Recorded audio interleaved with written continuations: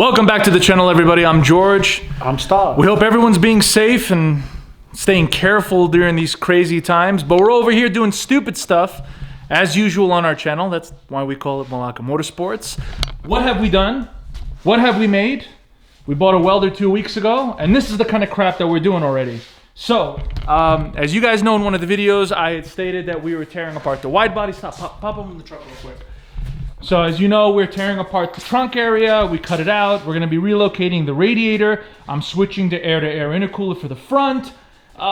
We started noticing that it was really nasty underneath the car. And now with all the downtime, events have shut down. There is no racing here locally. Everything's a few months out due to all the craziness. You have to wear a mask everywhere. You have to be 30 feet away from everybody in terms of all the, you know, safety precautions that everyone's putting out. So we figured now is the best time for me to kind of tear apart this chassis and really restore it, reboot it from the ground up. Something that I had planned to do further on down the line, maybe next year. We wanted to focus on just beating on the car, but now seems to be the best time ever, Stav. So we were thinking, all right, so what are we going to tear out of the car? And I said everything. I wanted front subframes, rear subframes. What's up, Cleo? Cleo. Hey.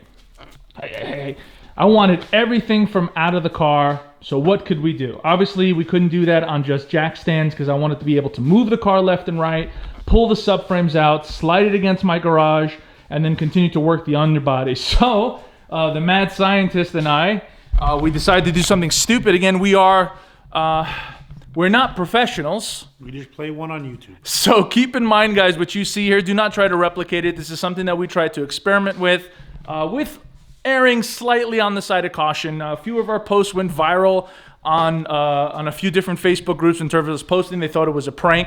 No, it's not. So we took Harbor Freight rolling dollies that would normally go underneath the tire. We took 4 3-ton jacks, grinded the hell out of them, grinded the base, and then we welded them to the chassis, well, welded them to the actual plates, and then put this, what was it, 1/4 inch thick? No, 1/8 inch. Is it 1/8 inch? 1/8 inch plate all the way across that we welded for stabilization. So now we can roll around the entire car, drop the subframes, gut everything from underneath the car without having to worry about having to jack it back up again, having to have something in our way. And again, these are just connected on one side just for stability. I know it looks a little sketchy, guys. Have no fear, they work just fine. Even over the little separations in the concrete slabs and whatnot, it rolls just fine. In fact, stop. Maybe just spin them around real quick and see if we survive. Let's see what happens. So let's spin her around. All right. Which way are we going? Counterclockwise or clockwise? Both. Both. Very well. You spin me right round, baby, right round. That's going over pretty smooth. All right, stop. You survived? Maybe. I survived. We don't know if we actually survived. Are you alive? I'm here. All right, you're alive. All right. Let's come grab the camera. So they work. And again, all we did was some basic weld.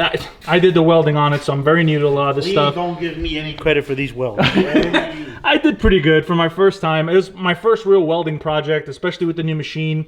Never done MIG before, so clean, grinded everything, make sure it was good. I went over there, I did stringer beads and whatnot going over it. See, even Cleo's, you smell something funky? Is everything all right? And then that stabilizer bar. Initially, when I posted the pictures, we didn't have a stabilizer bar. We thought, let's put one. And when we actually did try moving it, everything worked just as it does now. But what we did notice was that the stands would kind of try to spin on their own. So a little bar, watch out, Cleo, you're so skinny, watch out, girl. So a little bar across of it kind of keeps it stable and pretty much in place, and I haven't noticed anything weird. My favorite is the comments. It was either one of two comments. Either you guys are crazy for thinking this is gonna work, or number 2, only you two crazies would try this. No, someone said it was genius and we should patent it, but I'm pretty sure there's something like this that pretty much exists out there. There's got to be. Yeah, I don't know if we could patent Harbor Freight parts. So this is our rolling jack stands. We call them the AKA Malaka stands. And again, don't try to replicate them. We've done them here in my garage, and we take full responsibility for my actions and stuff. but it's something that we needed. Listen, is it stupid if it works?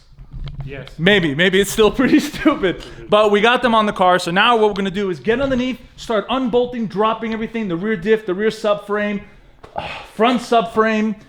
What else are we gonna rip out of this car? Well, we already got the weak part, the engine out. So I mean, Oh my God. the fuel cell eventually. Yes, we're gonna be popping out the stock fuel tank, and we're gonna be going with a full race fuel.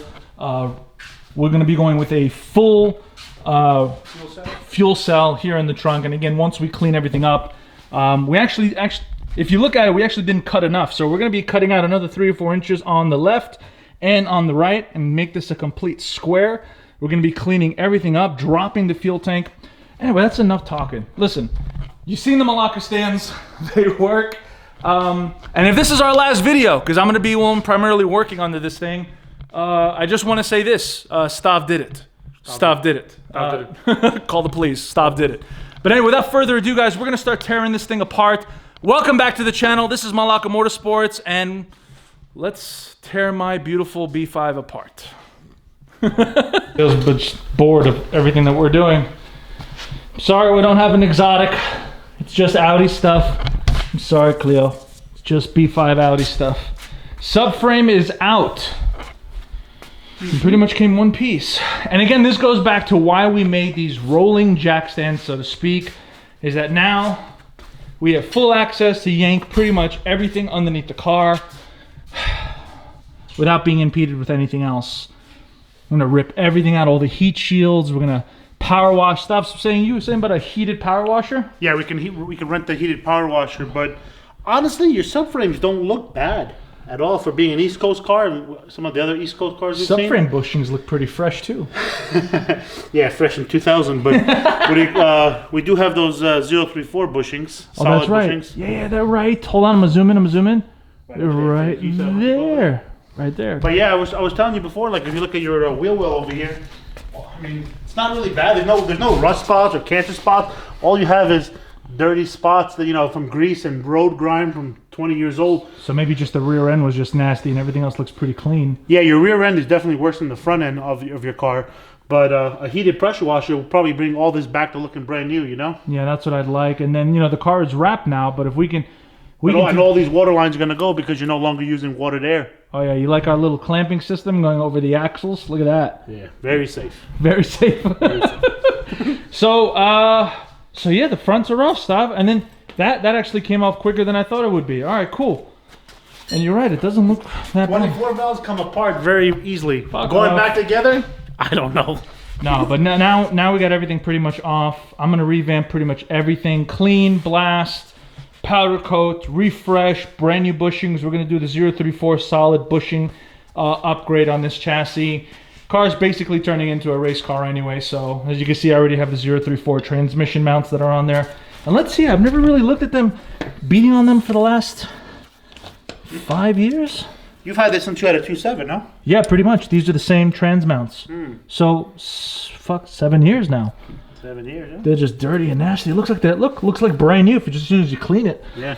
All right, so we got the fronts off. What we're gonna do is... Hey, there's that clamp from 2 years ago. Oh, you found... Where was it? Was it a little underneath? Yeah. You see all the axles too? I think the boots are broken too, is it? Oh, that one's ripped and nasty. Maybe I do the DSS axles like you. Well, mine's for power. I don't know why you would need it. Oh! All right, so fronts are off. We're gonna move this to the side. We're gonna turn the car around, and then we're gonna start working on the rear subframe and the rear end. Drop that out, and then I'm gonna show you guys what this car looks like underneath, and then what it's gonna look like in the episodes to come as we restore and bring this silver Vixen back to life. All right, without further ado, let's keep going, and we're gonna pull out the rear end here in just a second. All right. So for those asking, that's why rolling jack stands were preferable.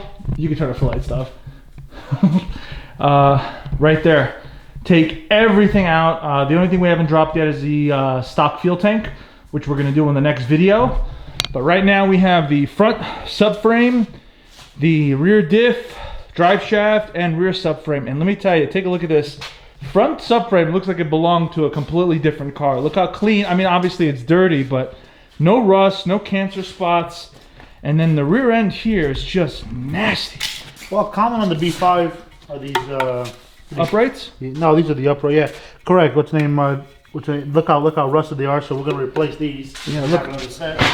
That's pretty much eaten through. And then whoever had this car before, they did some wizardry here. Look, where was that bracket you found? Right here, George. Is it over there? Somebody welded on the subframe. Can you put some light in there? Yeah. So someone made that. Why they made that? I don't know. It's right there. Yeah, what is that? That's definitely not Audi. Well, I mean, the welds look pretty bad. You sure you didn't weld them? So fuck up. Oh man. All right, so you think we can salvage this subframe, or we're gonna have to use the spare? I would personally, if we're gonna redo it, we should use our spare since that's very clean and that's a California car. Yeah. And then we'll redo that, throw all the new bushings in it. Look at the cups and the diff, man. Yeah. This thing sat for years on the East Coast. Yeah.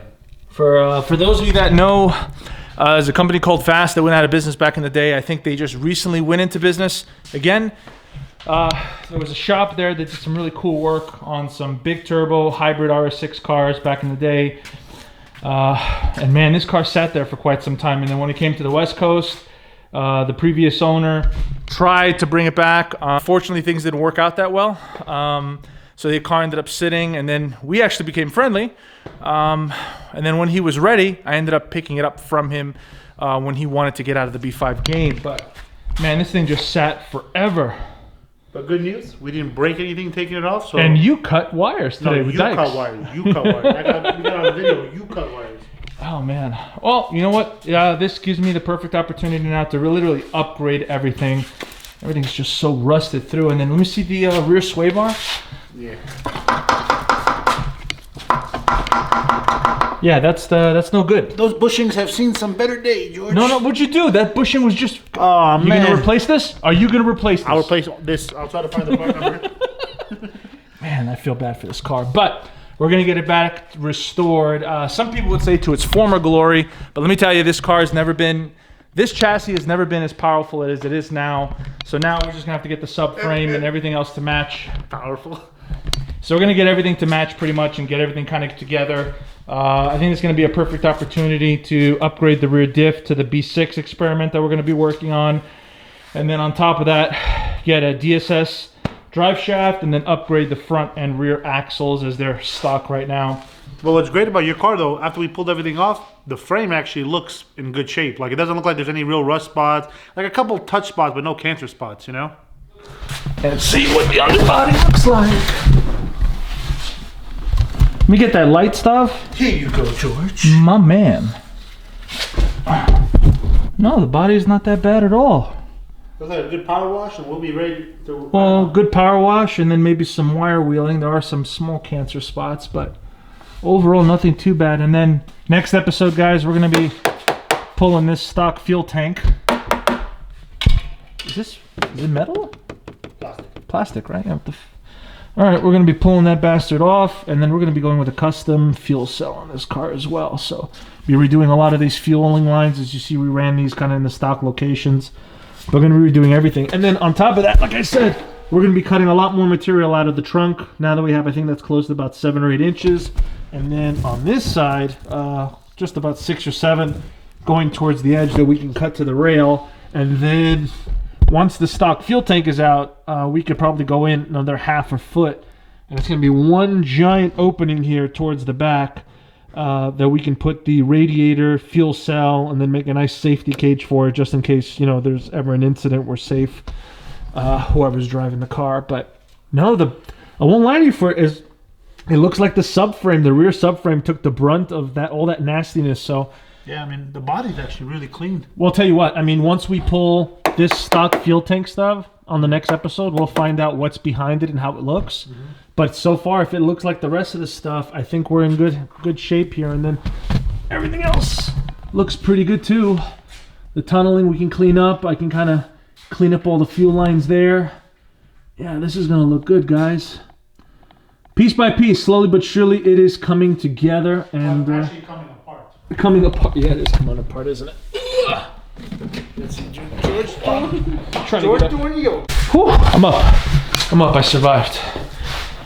All right. Now, for those of you guys that have restored B5s, have redone, you know, a lot of the suspension parts, Put it in the comments below. What kind of parts do you guys recommend we do, especially if we've been doing the entire chassis underneath? Obviously, we're gonna power wash, clean, maybe even restore a lot of the finishes underneath to make sure that it's rust free. But in terms of the subframe, suspension, braking, I mean, this car already has some really cool suspension parts like the stern adjustables that are on the top. So let me know what you guys think. Let me know what you guys have done or what you recommend. You could drop the links or the names of the brands that you guys recommend. I mean, put them in the comments below. I'm looking for suggestions. As long as we've been in the B5 game, we've never really done one from the ground up in terms of complete restoration, complete tear down. I don't think I've ever done this before. A lot of you guys may have, but wow. It's the first time I've pulled the subframes on a car that we intend to put back together. Yeah, that's true. So that's it, guys. That wraps up this episode. This is going to be part 1 of the wide body restoration. We're going to have some videos coming up this week of Stav's car coming back together with all the updated clutch parts and some new additions, including some nitrous and some other things. So look forward to that as well. We're live. We haven't been missing. I know it's been 10 days since we put up a video, but we've been crunching here, practicing on welding, trying to perfect our technique. Correct. Really just perfect my technique since Stav knows how to MIG weld already and I don't. I mean, expert at everything. So keep an eye out, guys. Part 2 of this video is going to come out later on this week where we're going to drop the stock fuel tank and take a look at the rest of the chassis, make sure we're good to go. And then we're going to start cleaning up, wire wheeling, scrubbing.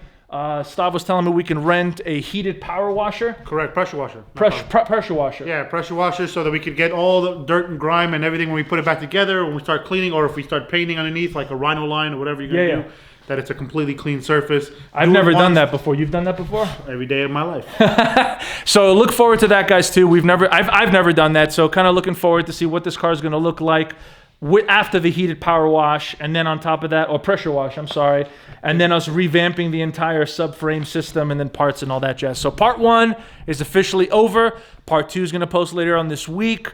I'm George, guys. I'm Stav. This is Malaka Motorsports. Stay tuned. We got a lot more of these videos coming, a lot more content for the B5, and we have more content coming for the RS3. Correct. A little hint, it rhymes with surge tank.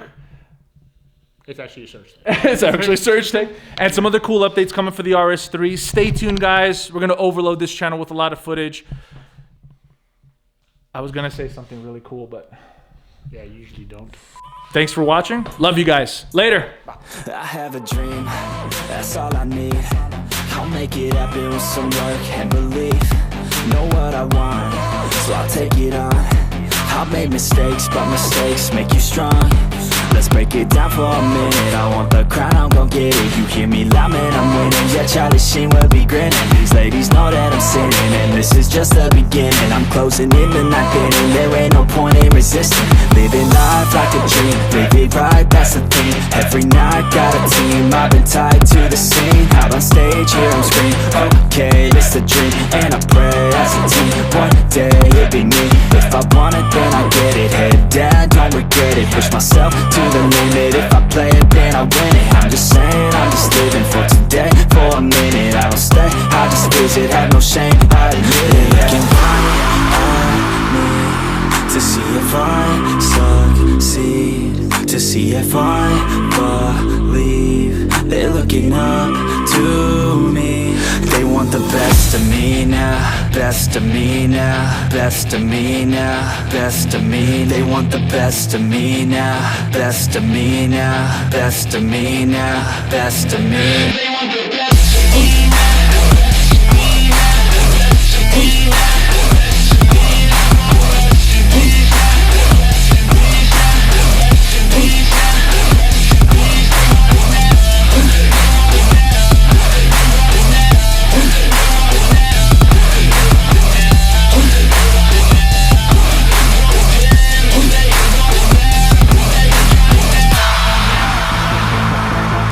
Swear to God, man, I'ma make it soon. Silence all the haters as they see us making moves. I do what I want, so I got nothing to prove. Staying motivated, teaching others what to do. I'm staying focused, my mind is open. They start to notice that I'm in motion. There is no potion, you're not just chosen. It takes devotion to stay composed, man.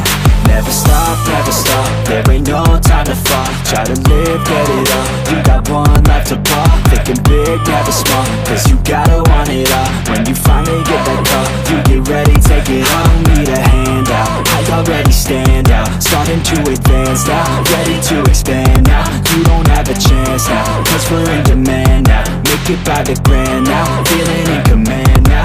They're looking right at me to see if I succeed, to see if I believe. They're looking up to me. They want the best of me now, best of me now, best of me now, best of me. They want the best of me now, best of me now, best of me now, best of me. They want the